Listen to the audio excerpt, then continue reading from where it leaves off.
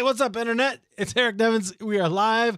We are broadcasting across the internet, which means I guess we're broadcasting across the world. That's how I'm going with it. I'm so glad that you're here. Friends, I'm excited to bring another great conversation, another amazing story of an ordinary person doing extraordinary things, which is the kind of stories that we do here on Eric Nevins Life. So thank you for joining me. By the way, I don't just have one-way conversations. So me and our guests, we're going to have a conversation, but you are invited. So please join in. Ask your questions wherever you're seeing this, LinkedIn, Facebook, YouTube. Go to YouTube, hit subscribe while you're there. But go ahead and leave your questions and or thoughts, comments, maybe. We're going to get to them. Toward the end of our conversation, we're going to bring you into the conversation as well, which is actually so fun to do. So hopefully you will be there. Friends, again, let me just remind you, go to YouTube and hit subscribe. Some of you are doing that, and I really appreciate it. It's been fun. It's growing slowly and steadily, which is great, right? Because the tortoise wins in the end. So that's good. That's what we're doing. Okay. Hey, I'm excited to introduce our guest. So let me ask you this. When you hear somebody say, life is messy sometimes, what's the first thing that comes to your mind? Think about it. Okay, you've got something, right? That thing that you just thought of needs attention, right? We all have habits, beliefs, relationships that kind of trend toward chaotic. How we respond is the difference between living cluttered and confused or joyful and abundant. Well, our guest today, she used to let her emotions get the better of her, and alcohol played a part too. We're going to talk about that. Then she got sober, pursued some inner healing, and made it her life's mission to help others on the journey. She's the host of the Holy Mess podcast, which I was a guest on and will be on there recently. And we're thrilled to welcome Dani Sumner to the live. Dani, welcome to the show. I'm so grateful that you're here.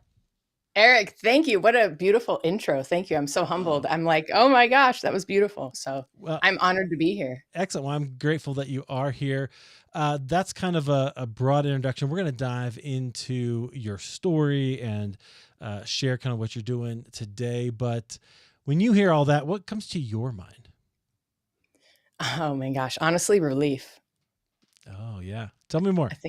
I think relief, just because, I don't know, I used to live in the tyranny of the messiness of life, and my life is still messy. I still have complicated circumstances, complicated situations. I'm complicated, right? But I think the bottom line for me is just gratitude and relief that, you know, by the grace of God, I believe, finding my way, living a sober, purpose-filled life, and I'm better for it, honestly. And I don't have it all figured out, but one day at a time, I am figuring it out, and I feel grateful for that. I think for so long, I just felt like my back was up against the wall, and there was no purpose, there was no point, just kind of that river of misery, and just feeling like my life looked good on the outside to everybody else. Everyone was shocked, but deep down, I was just dying on a vine inside. And so I think when I heard your intro, I was just like, oh, thank you. You know, yeah. Just relief. Gratitude. I love that. So, well, that's what I want to talk about, because that's an extraordinary journey, right? That you've been through. You're not the only one. Now you're helping people through similar journeys. Is that what it means? Like, I love the name of your podcast, A Holy Mess. Like, yeah. Why that name? What are you trying to say with that? Well, you want to know the real story? So yeah, like, tell us the real story, and then you can tell us like the fake story you want us to believe too, if you want. I got you. I don't know how colorful I can be, but you know, life is complicated at best, and life can be a colorful word show, right? I don't know if I want to use it. Say whatever you want. Life can be a shit show. Life can be complicated at best, and you know, my goal in life is to hold space for both the gratitude, the joy, and you know, the grief and the suffering and all of that, and be able to live it. Right. And I don't have the gift of Pollyanna, right, where just everything's fine, everything's going to be fine, or like toxic positivity, everything's going to work out, or, you know, everything happens for a reason, all that. I think that life is complicated. And so when I was pursuing the podcast, I had a group of people kind of speaking into it and all of that. And so we just kept coming back to life's a holy mess. Like life is both holy and it's messy, and that's what makes it beautiful. And I think that humanity thinks that like the messy parts disqualify us from joy, peace, purpose, that sort of thing. And so the whole point of the podcast, when it boils down to it, is like your life can be very messy. You can be very messy, but you're also still a very intrinsically holy being set aside for purpose and meaning, and life can be holy as well. And that's the goal. Like, find the holy moments Yeah. within the mess. That's the goal. I love that because I think you're hitting on something that is one of the reasons I wanted to do this show as well, right? This whole thing with like the ordinary parts of life, right? We love to celebrate people who have great accomplishments, who, win the awards, who publish the best-selling books, whatever it is. Those are great, but what you don't always see is the stuff behind it, right? The things like the moments where they thought they were just going to lose it all, or they risked it all, or they were like just didn't know. But those are the moments, the dramatic moments, or the hardest moments that make life beautiful, like you said. Like Yeah. they're the ones where actually, if you look into them, you see the beauty, because it means usually somebody loved them, or they had an incredible amount of inner grit, right? That I think is reflective of God's determination. We could talk about that too. But there's a lot of really great stuff there. So I love what you said. Yeah. Thank you. Yeah. No, you nailed it on the spot. And I believe, like, man, even with phenomenal external accomplishments, there's always still going to be suffering and loss. And how do we not allow that suffering and loss to taint our glasses so that we can still have gratitude and grit and grace and resiliency, and allow all of those things to build within us, right? I heard today someone said, like, you're not just given confidence, like you actually have to. Actually, I was told this by a mentor when I found out that this was live. I'm like, oh my gosh, I've never gone live. Eric does a live show. Of course I knew he did a live show, but I'm going live. And a mentor was like, you don't build confidence. Yeah. It's not, you build confidence by doing. It doesn't just land on your lap. So go do it and get more confident as you're doing it. And I'm like, oh, thank you. So, right. I mean, and so, like, resiliency, grit, all of these things, I think they're a practice. And honestly, it's through the hardest things in life. It's through the hardships is where we grow the most, sadly and beautifully. So Yeah. I love it. Okay. So I want to dive into some of your story. So I want to go back into to hear some of that. You're in California now. Did you grow up there? You a California girl, surfing sun? yeah, no, actually I was born in Buffalo, New York. That's not So California. no, Blizzard, go Bills, go Bills. Let's go, Josh Allen. So yeah, I'm a Buffalo, New York native. That's where I was born and raised. And my dad was a Buffalo PD officer, retired. And literally on a whim, my parents were like, let's move to California for a year, try it out. My uncle and cousins lived out here, and my aunt. And so we tried it for a year, and everybody was thriving. So we stayed and never went back. Well, how old were you? I was only 8. Okay. I was only 8. So, but it was, it's funny. My parents are aging right now, obviously, like the rest of us, but if you still have your parents, but I was down visiting them a couple of weeks ago, and I was thanking my dad for moving out. And my dad, like, Buffalo PD, tough guy, black belt, like, just man's man. Like, he's a very tough kind of guy, Yeah. but he's a teddy bear too. But most people don't see that part of him. We do. But we were at lunch, and I was just thanking him. I said, hey, you deciding to take that leap and moving us from Buffalo to California, like, we just had more opportunities, that I think were open to us in different ways, and just different opportunities, and the people we met my husband. And so I was just thanking him, and literally, like, tears were just streaming down his face. And it was just, he's in his 80s. And it was a moment of, like, oh my gosh, I don't think I've ever thanked my dad. Like, wow. thank you. So yeah, Well, I'm great. So getting into what we talked about with moments a little bit earlier, like, imagine, because probably for your dad, this was like, if he was he from Buffalo? Born Like, and raised. Oh my gosh. Like, that's moving 4,000 miles, right? We're at 3,000, yeah, whatever it is, right? That's a huge move. I don't know when that was, but it would yeah. have been a big deal, right? To just go across the country. That's not it's not Oregon Trail, wagon trains, but still is a long ways to go. It's a whole different life, right? It felt like it for my parents, because all they ever knew was their parents, their tribe, their people. And my parents are the kind of the ones that take care of their families.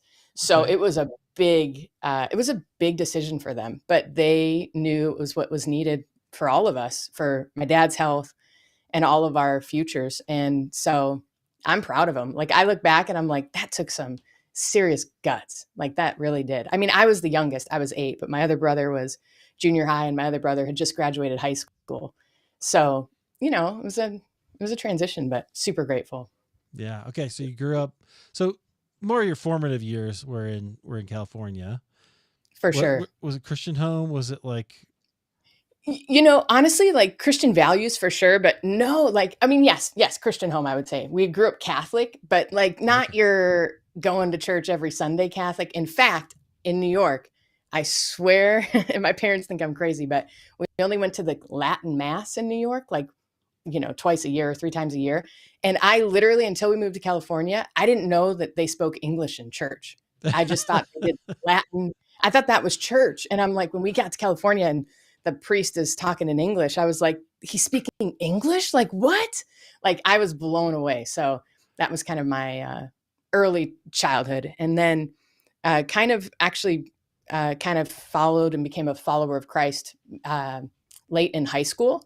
And that kind of was a transformative moment for me as well. But yeah, that's kind of my faith journey for sure. Okay, well, what happened? So tell me a little bit of that story. We don't have to go like Yeah. deep into it, but I'm curious what happened. No. Okay. So so it's crazy. So, okay, I'm a recovering alcoholic. So, like, let me just make the punchline. I've been medicating since I was a young wee child. Okay. So, medicating with whatever I could get my hands on, whether it be alcohol or weed or whatever. And so, when I was a junior in high school, I was going through kind of like the Catholic Church. They go through this confirmation period, and Right. it's a really beautiful process. But I was not into it at all, and I just didn't feel into it, and went on this Catholic retreat. And it was like right before confirmation, and we're on this Catholic retreat, and I had this moment. There's nothing else to way to explain it other than just like this divine encounter with God or with the Holy Spirit or with my version of God. Like, it was Jesus to me. And so just had this like intense moment with God where I felt like God was like, you're going to basically go into ministry and help people.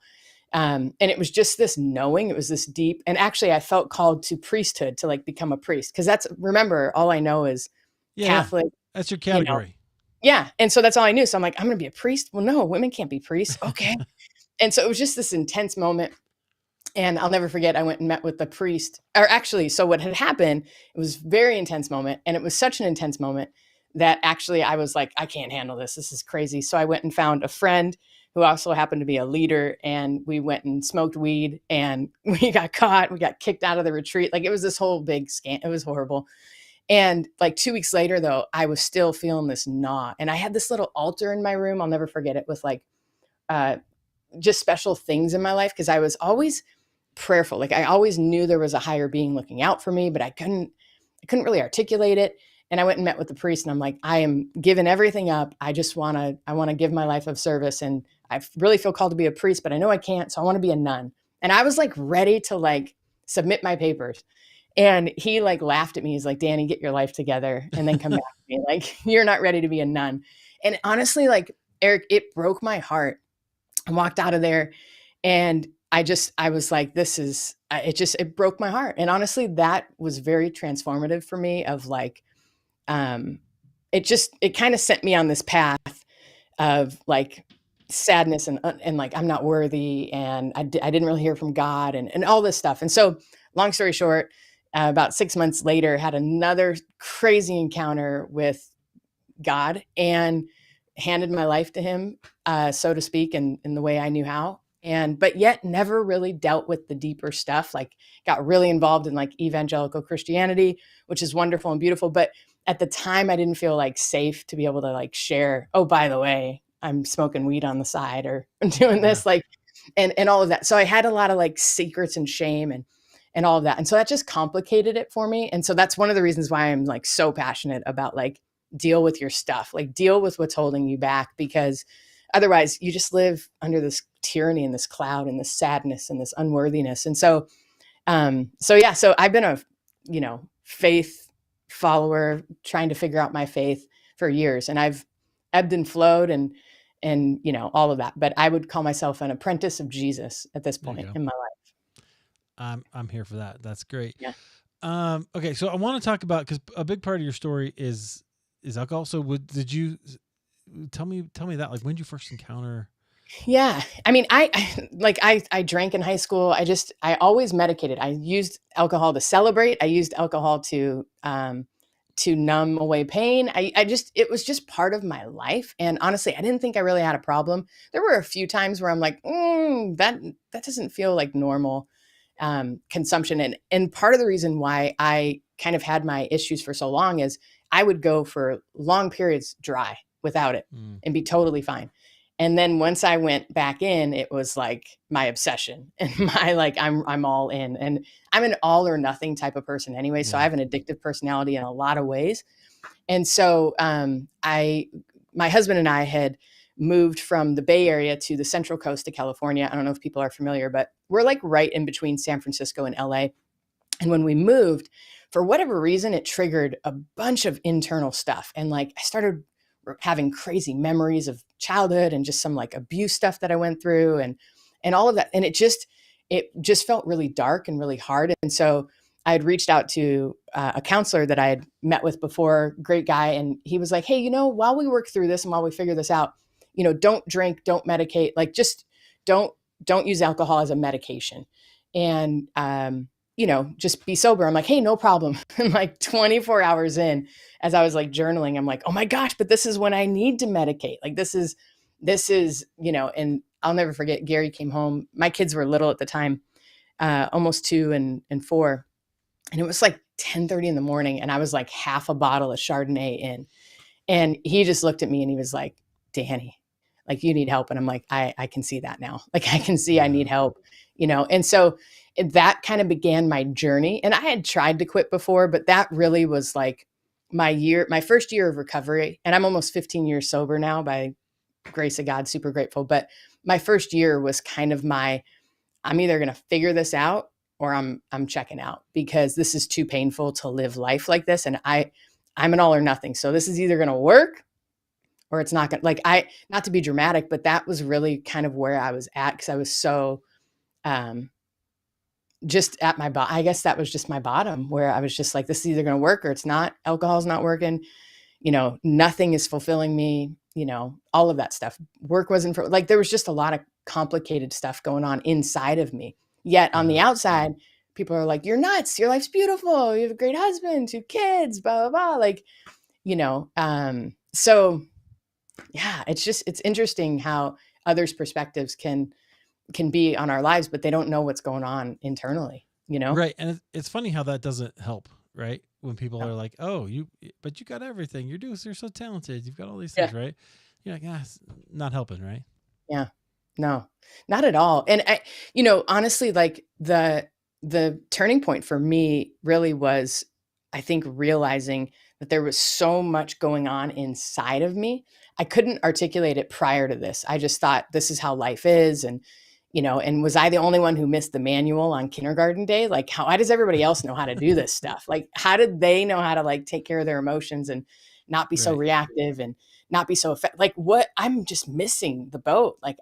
And so I think when I went to the rooms of Alcoholics Anonymous, which I just think is one of the best churches on this planet, like just one of the greatest places for people to find healing, to find God, to find themselves, all of that. And so just because you're with honest people who you just kind of walk in the room and you're like, oh, it's okay. Like I'm not the only mess on this planet, with messy stories and messy things. And so that kind of began my healing journey. And I wish I could say, Eric, it was like smooth sailing from then on. I mean, it's been like, it was easy peasy, pumpkin squeezy, but it's been rocky, it's a one day at a time, grace of God. I mean, that's the only way I can explain it. Yeah, I don't remember if I told you this the other day, but one of the reasons I started my original show halfway there was because so many times we hear the stories about people coming to faith and giving their life to Christ. And when it felt like, at least when I was a kid, the story was, my life was terrible, then I met Jesus, now my life is great, right? Yeah.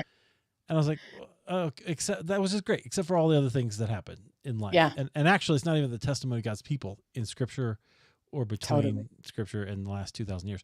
That's just not the way that it actually works. And so it's not just always, or even usually perhaps a dramatic turnaround. It still takes time, effort, and sometimes pain and sorrow, right? It just takes those kinds of things.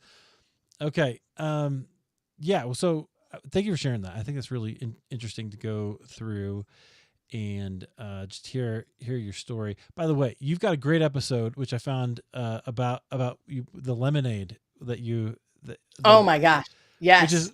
is a fascinating story. So we'll point people to that if they can go find it on your about page. Very interesting. I'll listen to that today. Speaking of your about page, I wanted to ask you this, and then we're going to we'll talk a little bit more about your work and how you moved into your work. But Sure. I was curious about this because it just kind of, it was funny. It was funny to me on your about page. At one point, you say your ideal vacation is alone. You're like, oh, just joking. I'll take my family. And then later, you've got, hey, what are you terrified of? And you're like, being alone. And I was like, these two things don't add up. Which is true, or is this just a both and situation? It's a both and situation. That's the story of my life. You just like identified the story of my life, like both and. Like I need alone time, but then I'm lonely. I crave people, but then I get annoyed. Like it's the human experience. Eric, I feel so deeply, like on every level. Like I'm a very passionate, enthusiastic, like joyful person. And then on the other hand, I'm very much like a ruminator and a deep Mm-hmm. thinker and a why God and a why. And I'm asking a lot of questions and all of that. And so, yeah, it's a both and kind of thing. So I think ideally would be a beautiful vacation to Hawaii with my husband and my kids, but I get a ton of alone time. Uh, There you go. but I'd like to eat meals with them. I think that would be ideal.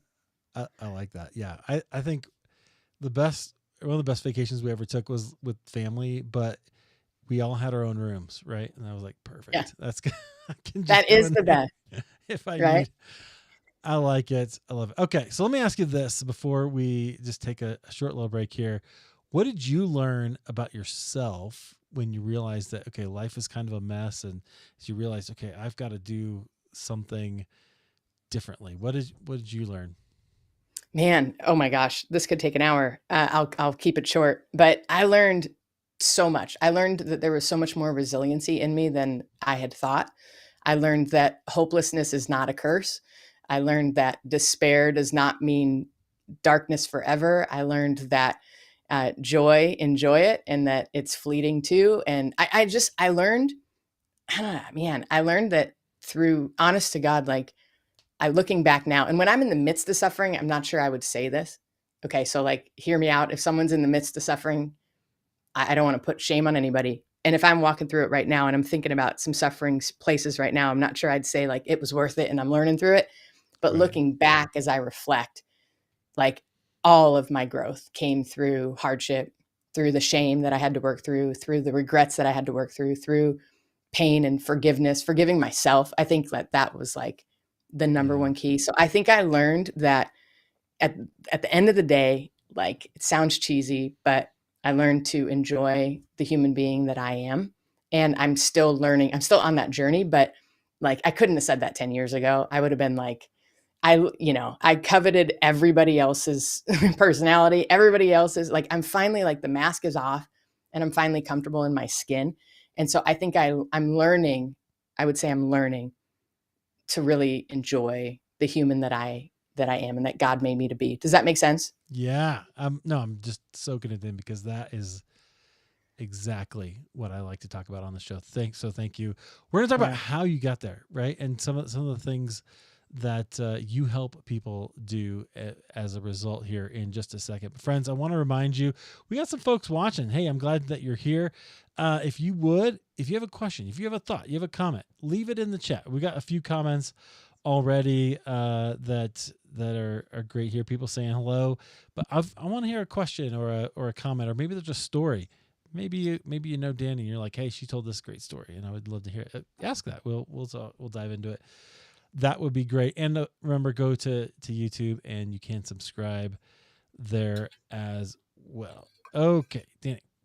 So I want to know, as you are going through this kind of, you're getting healthy, you're realizing, okay, I need to discover myself. Because really, I kind of think all healing is really self-discovery in some Mhm. way.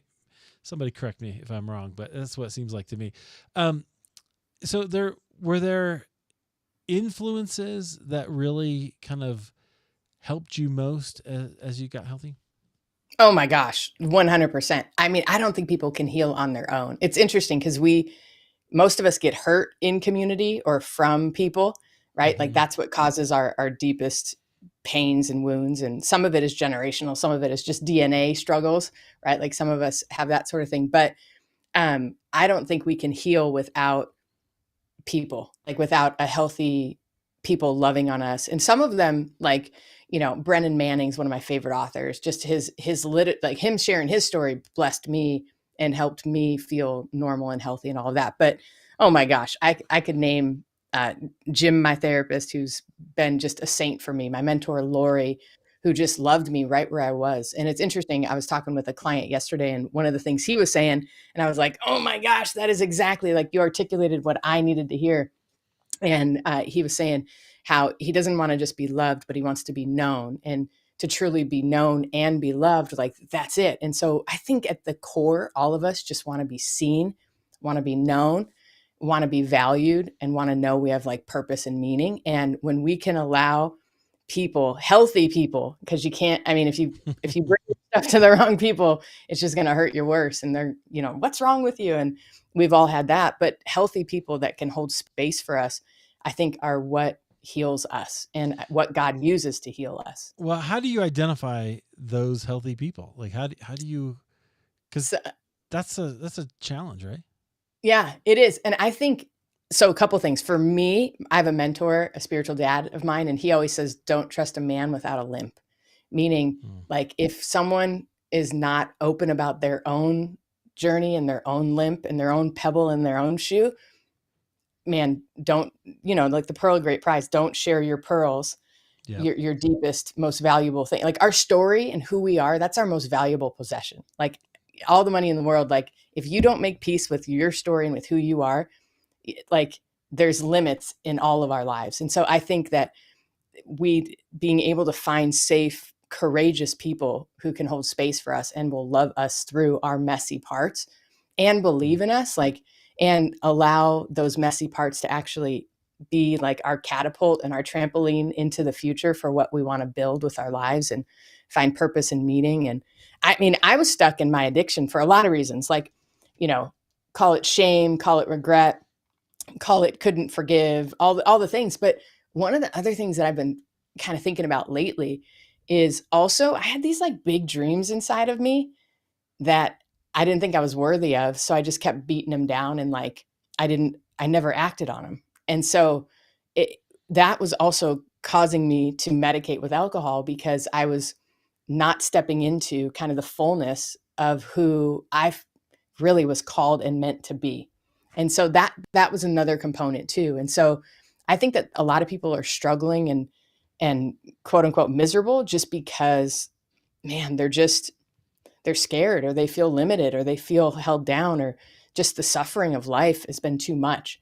And so yeah, I think just finding those healthy people, and you can find them in recovery rooms, you can find them, some churches have great people. I don't want to say, I mean, like, there's a lot of good people out there.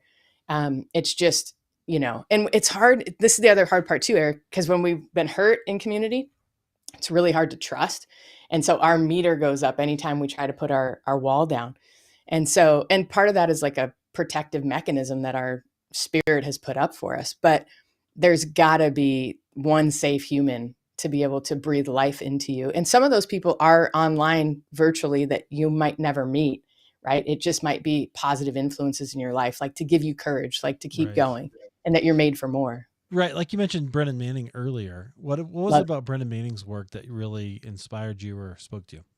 His authenticity. I crave authenticity. Like when someone gives me like fake, it like, it's any Pollyanna stuff or whatever, like it just kind of turns my stomach. Like I want to hear the real story and all of that. And Brennan Manning just has a way about walking in the grace of God, so to speak. And he had a messy story. I mean, he was a Catholic priest that left the priesthood, got married, and then got divorced, and then still continued to do his ministry and he drank, in his memoir, it says that he drank throughout most of the time. And so but I'm inspired by his authenticity. I'm inspired by his honesty. I'm inspired by his fortitude to keep going. And he still wrote prolifically. Like he didn't stop writing because he felt disqualified. That blesses me because the hopelessness that I dealt with told me, don't do anything creative because you shouldn't be doing it. You don't deserve Right. to do that, you know? Yeah. So I love Brendan Manning. And there's other authors. I mean, there's so many. I have like a bookshelf full of them. But you can find inspiration anywhere. It's where do you find connection? And it's also coming back to the connection that you have with yourself and finding yourself. Like it sounds, you know, it sounds easier. I mean, it sounds harder than it is. Like, but to really find true deep connection with ourselves and to come home to ourselves is that's the goal. And I think that's what, like, God didn't send us here to go be someone else. He sent us here to be us Right. with our story. You know what I mean? So that's my belief. Yeah. And so one of the things I hear you talking about, I don't know if you said this word, but I hear you talking about it, is there's there's part of that process that is really accepting yourself and loving yourself. And it gets a little, people in Christian circles get a little bit queasy about that, Sure. sometimes anytime you talk about the self, which is a whole nother rant, maybe I'll go on some other time, but um, the, but is that what it is? Is just kind of like getting comfortable with being you and realizing that God loves this person that he's created. 100%. And he didn't create us to be like doormats or, like he Right. really did create us in such a way, like we're fearfully and wonderfully made, I believe, right? And we're created with a purpose. And, we're created to serve humanity, all of us in some capacity. And the best way to do that is from a filled up well.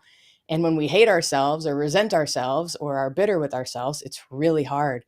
And so, and I just don't think God wants us to hate ourselves. I think, in fact, true authentic relation, like love and acceptance of ourselves, actually helps us to serve him better and serve his people better because we have more confidence and comfortable and we're just able to do more. And so that's been my experience. And I've experienced the love and the grace of God through other humans that loved me back to life and that accepted me and helped me find empathy and compassion and wisdom and help me experience the grace of God in a tangible way, not just read about it or talk about it or sing about it, but actually like tangibly experience it.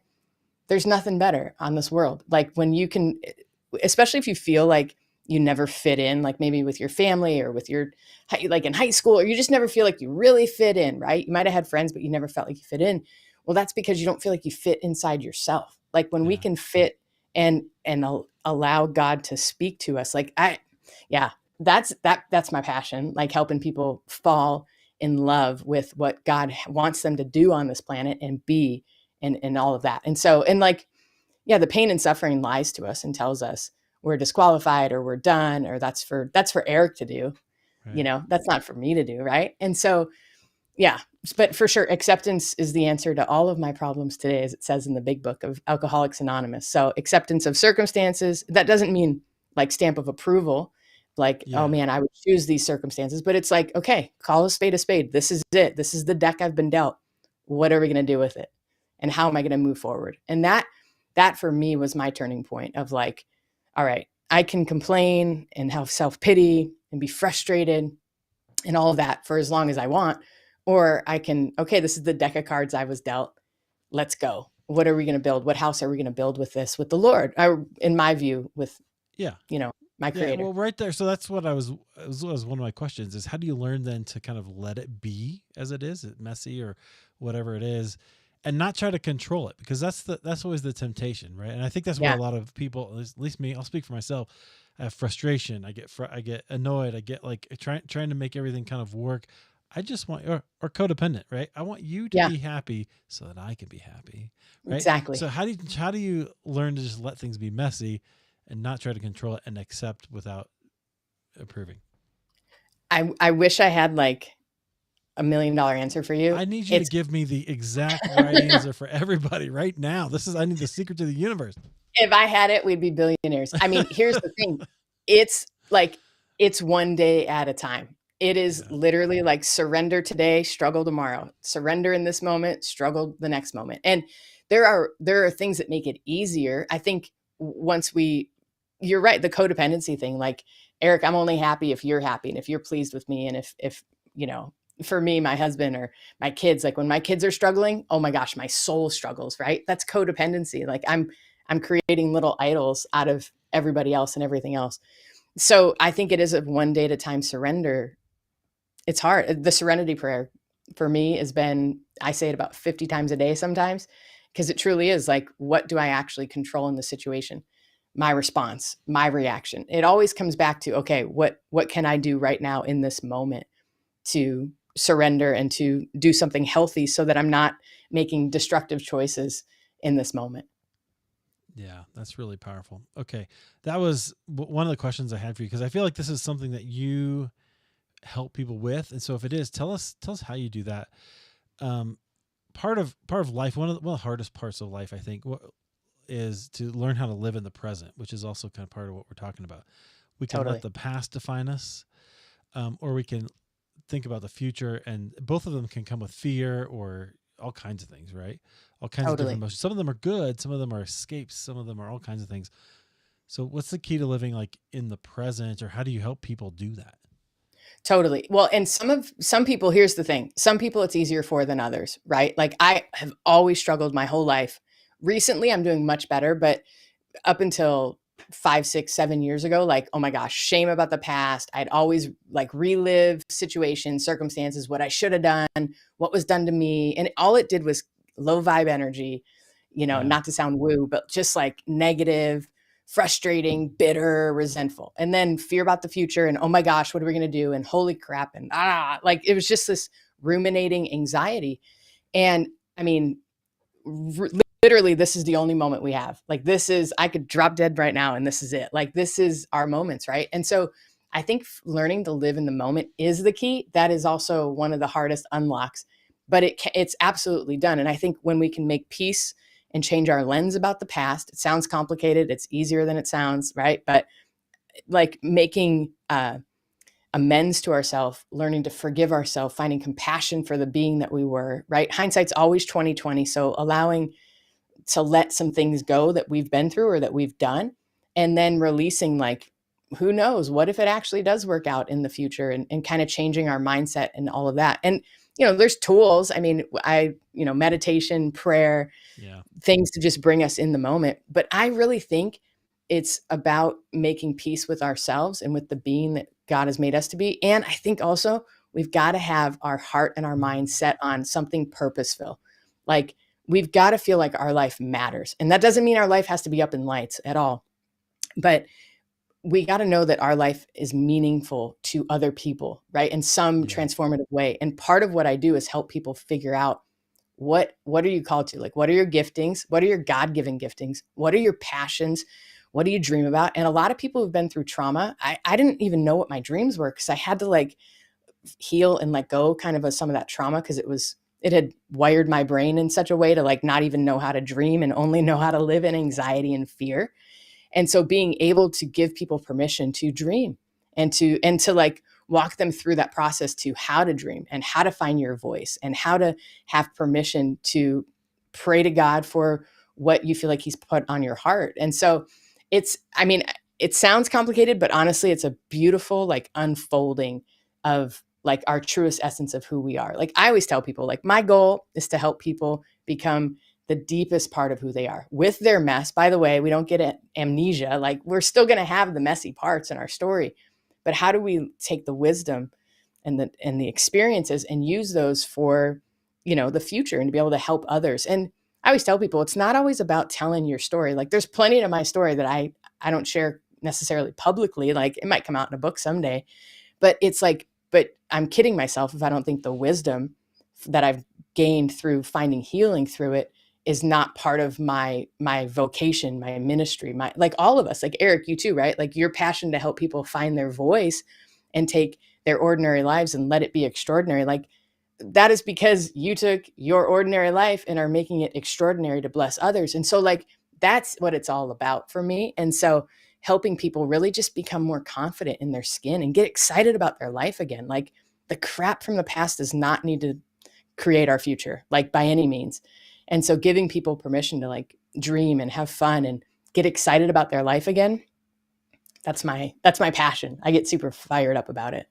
I love it. I think that's so good and so true. Okay. So when you're working with clients, with your coaching clients, what are the biggest challenges that they face, and what do you see like as a common thread that maybe we can learn from?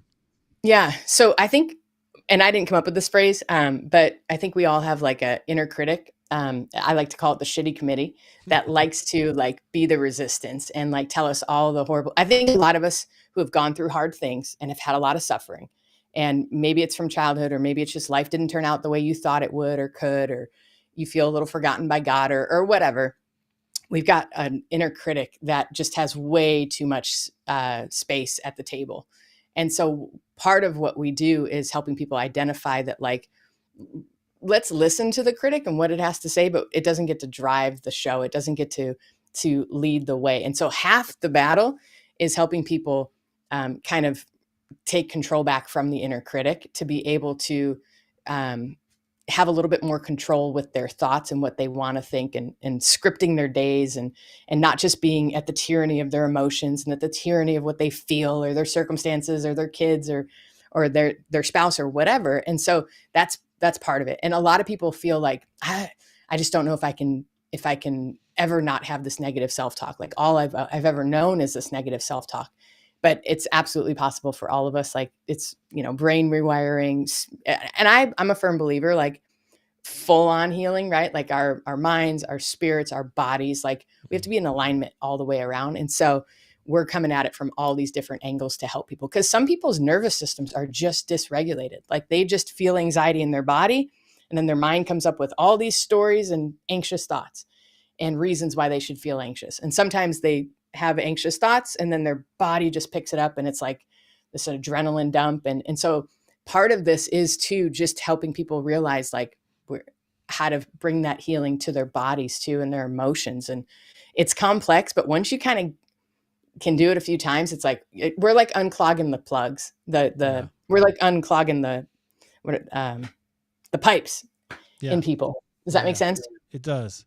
Yeah. It does. Yeah. Well, so a concept we talked about we had a guy named Mark Shelsky on last week, and Mark wrote a book about the heart, and then he wrote a book about journaling, and that we were talking about. Oh, for sure. And one of the things I talked about in that thing that I think would be helpful here is the idea that you are not your thoughts.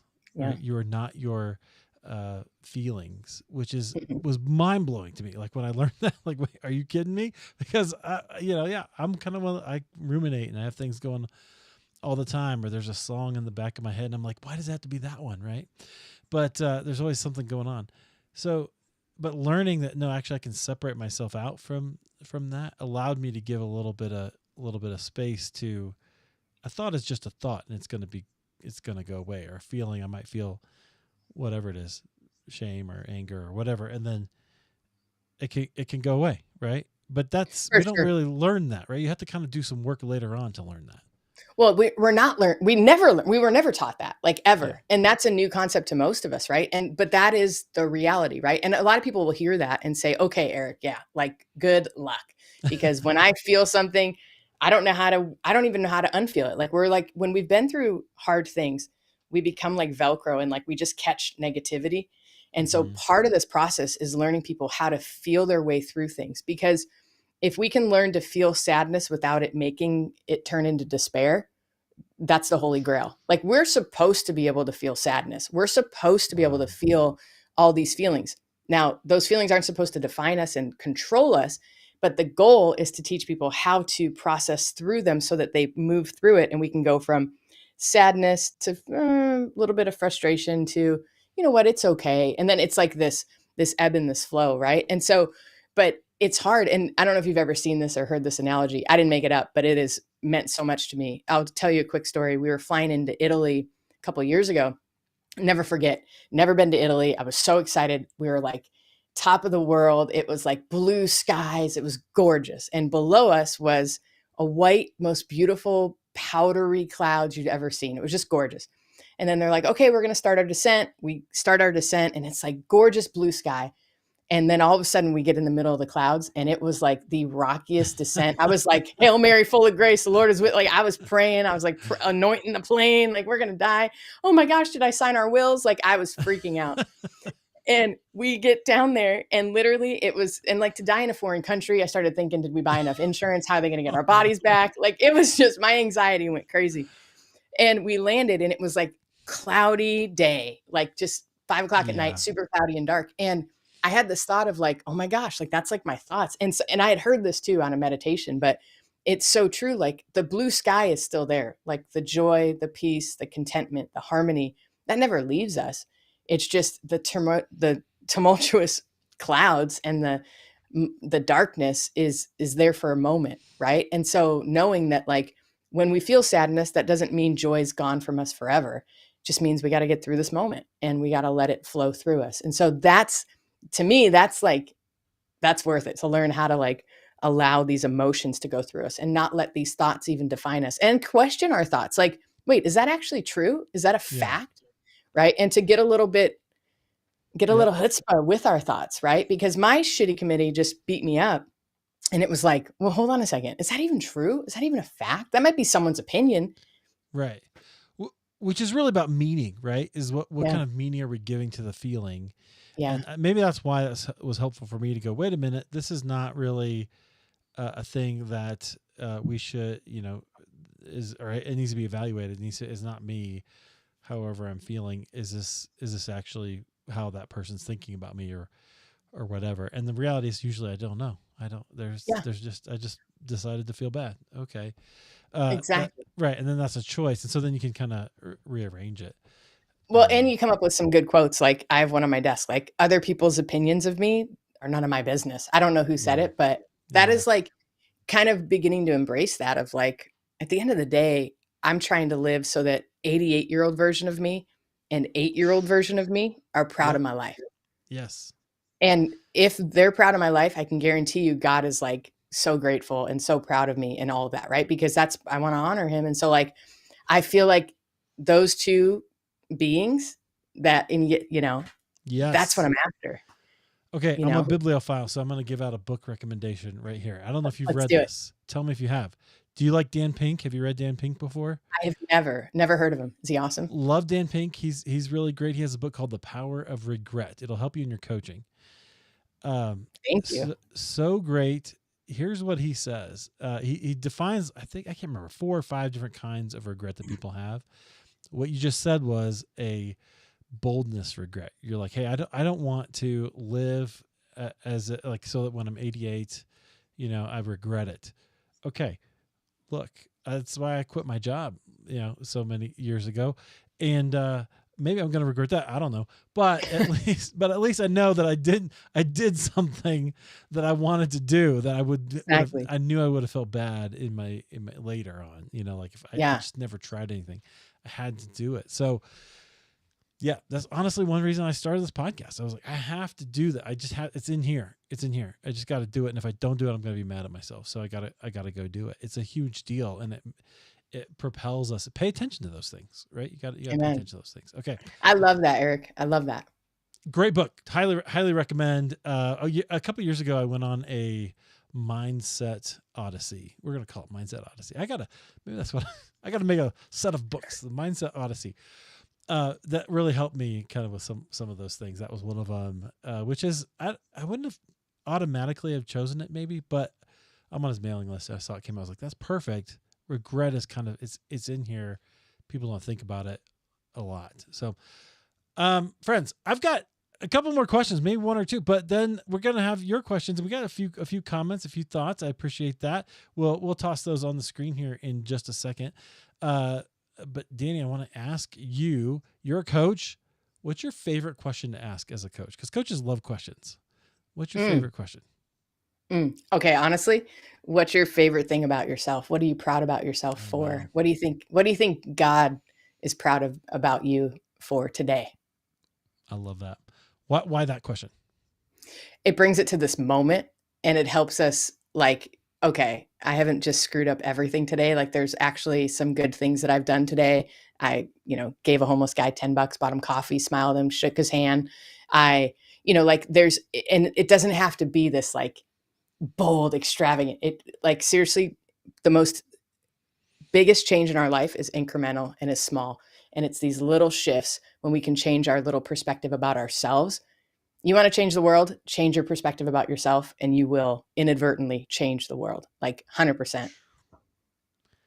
That is great. Okay. That's a great note for us to go into our Q&A time, friends. Ask your questions. I can see them, and I'm gonna put a few on here. So first of all, here we go. Let's do this, and I'm gonna try this because I just love this thing. Amazing. We're gonna go amazing, right? Friends can see that on the screen. My favorite part of the show is when we get to have questions. So I got a few questions here. I'm gonna look at them, or a few thoughts anyway. So first of all, Dani, I don't know if you can see this. Let's see. So I don't. I see you. okay, you see me. So hold on. Oh, see, this is live. I'm live. This is what live looks like, friends. What did we talk about? Making me. I love it. And Eric, I got to say, you guys don't know how blessed you are to have Eric doing this live. I have a podcast. I've recorded 201 episodes that have gone up. Not one of them has been live. So this is like my first live experience. And Eric, this is so fun. And look, I'm screwing it up. Okay, here, what I'm trying to do is I want to make this just a little bit bigger. Betty Pierce. Do you know Betty Pierce? I do. Precious Betty. Betty says she loves you. Love you. I love you, Betty. Which I was like, great. She jumped on, started talking, started sharing with us. Okay, here we go. This is from Grace Lar. I don't know if I'm saying that right. Oh, Grace is Dani's amazing. Transparency about life has helped me recognize how much I am loved. Please ask Dani about the Jim story. Not the Jim, not the guy, as Homer Simpson would say, but the Jim story, J-I-M. Oh my gosh, I have so many Jim story. Well, so I think she's referring to, so Jim is my therapist. He's an awesome guy. If you listen to my podcast, he's on like every 10 to 15 episodes. I have him on because he's like just my favorite. He's one of my favorite humans. He's just awesome. He's been like the tangible grace of God in my life. So years ago when I was getting sober, I was talking with a friend and I was telling her all these breakthroughs and insights and you know, I was saying that just I'm so blessed by Jim. And she was like, she was like, I don't understand why you don't just work out more if you get these revelations when you go to the gym. And I'm like, dude, Jim's my therapist. Like, I do not work out. Now I work out, but I was not working out at the time. So Jim was my monthly membership. Perfect. I love that. That's great. Thanks, that's a good Grace. story. That's awesome. Not I think that's dime. the story she's referring to. Yeah, that's good. Okay. So, and then we have, let's see, Mission Motivated. Do you know who this is? I don't think so. Love Dani. She always reminds me that I am a human being and not a human doing. I am loved just as I am. And I love that. That's a great summation of kind of what we talked about. I love this idea. I feel like perhaps it has become a bit cliche in today's world. Maybe it's just because I'm too familiar with it. You know, that could be it. But there is something to that distinction between doing and being. I'm convinced. I've said this a lot on the show. I'm sorry, but not really. It's my show. I can say what I want. Our culture is in love with productivity. We are, and we see this not only in our businesses and our politicians and everywhere, but also in our churches that we really value productivity and how many people came or whatever. All these things, numbers, and you got to have those. You got to be able to pay for lights and buildings and whatever. I get that, but I think it comes down to we actually worship productivity, and the antidote to that isn't simply being mad about it. It's saying, no, we actually are human beings, not human doings, and we're not defined by what we're doing. This, by the way, I think is why Sabbath is such an important practice. So that may be a thing I need to do. All right, your thoughts on that?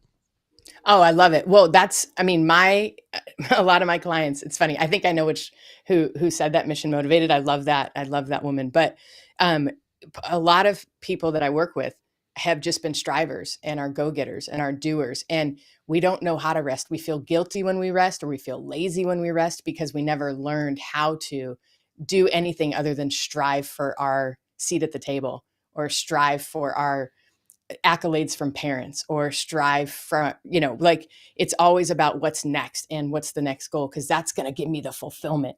And I think that a lot of us who have been strivers is because that was how we got our cup filled up, and the cup's empty on the bottom because it just pours right out. And so truly it is about being like who we are. And I think the more that we can practice, and you guys, it's a practice. If it was easy, everyone would figure it out, or there'd be like, an elixir we could drink, that would make it happen.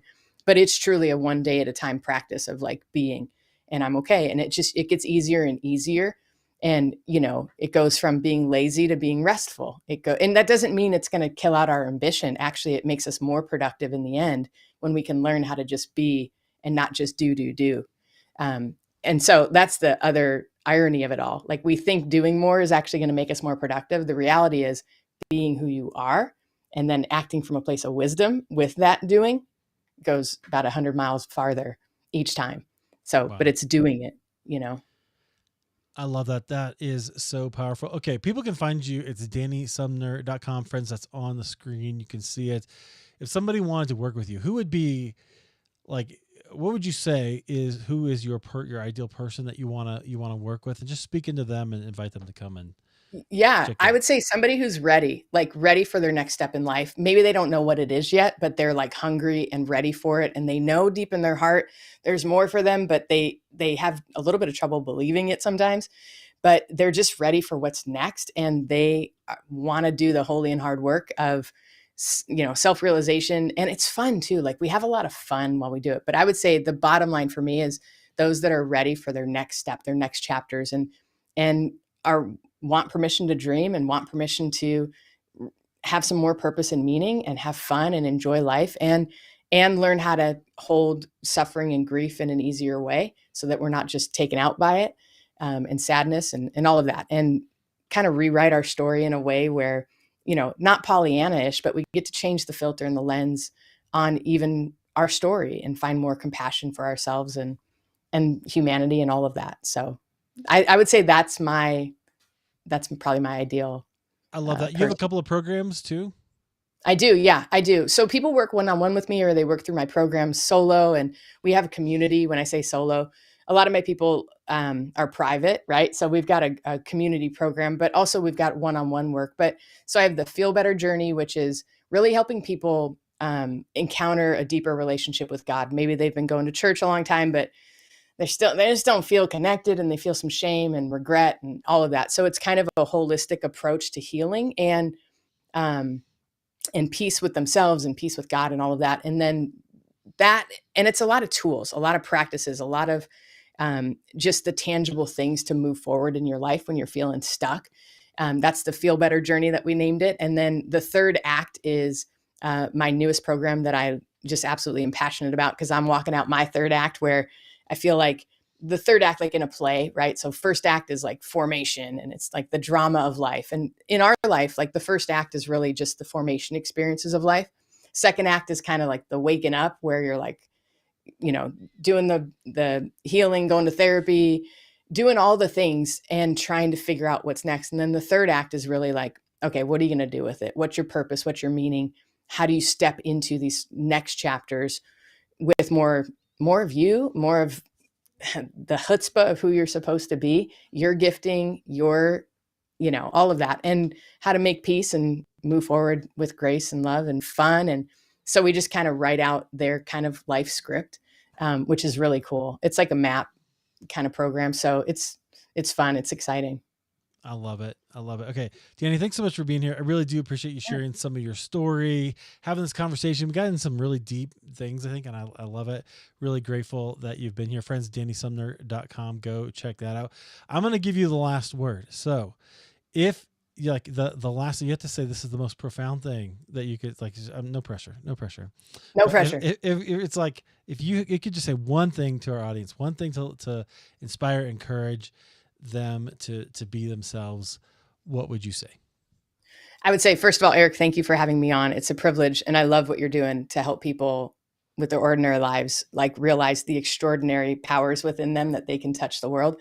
And I think that is what I would say to people. Like, don't give up on yourself. Like, you are worth more while you still have breath in your lungs. There's more for you on this planet to do and to experience. And the crap from the past does not need to predict your future. And some of that is just giving yourself permission to believe in yourself again and not allow the pain to hold you back. And so I love you. I'm grateful you're here, and keep coming back to Eric's podcast, because he's going to continue to share people's stories. And I think listening to people's stories that have been through stuff and are finding their way, not the people who are like, and here's where I'm at, and it's the greatest thing ever. Like, man, there's so much to it. So I'm grateful. it's all a journey. Even the Yeah. richest person you can think of had a journey, right? And they've Yeah. made mistakes too. I love it.